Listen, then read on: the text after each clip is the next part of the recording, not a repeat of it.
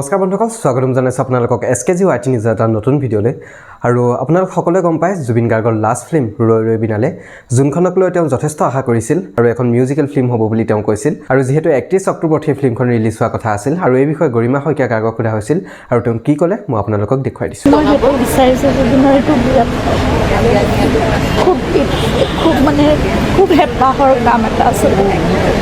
অনবৰতে ৰৈ ৰৈ বিনালে কৰি আছে, সেইখিনি কামত লাগি আছে। বেকগ্ৰাউণ্ড মোৰ দুখ থাকি গ'ল, তেওঁ ডাবিংটো নহ'ল, ডাবিংটো দুৰ্গাপুৰৰ পৰা ঘূৰি কৰা কথা। বাকী সকলো আৰ্টিষ্টৰ ডাবিং তেওঁখিনি থাকি গ'ল আৰু সেইকাৰণে তেওঁৰ মাতটো চাগে নামখিনি গৈছিলে, কিন্তু যিখিনি চিম কৰা হৈছিলে সেইখিনি ৰাখিম বুলি ভাবিছোঁ।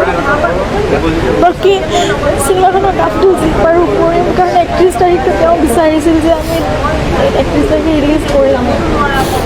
গতিকে এইখিনি ৰাজেশতো লাগি আছে, মোক কৈছে কৰি দিম আমি।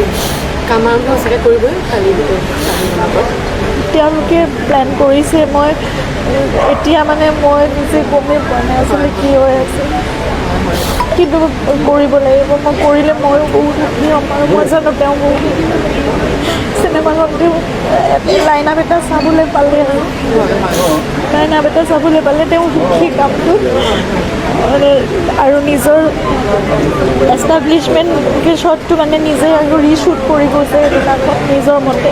মোক কৈছে কেনেকুৱা ধুনীয়া হ'ব চাবাচোন, সেইটোৱে মই তেওঁ ভাল গতিকে দেখিলে আৰু জুবিন গাৰ্গৰ জনপ্ৰিয়তা কিমান সেয়া মই আপোনালোকক নতুনকৈ কৰা কোনো প্ৰয়োজনীয়তা নাই। কিন্তু এইকেইদিনত 195খন দেশৰ ভিতৰতে 114খন দেশে জুবিন গাৰ্গৰ নাম চাৰ্চ কৰে।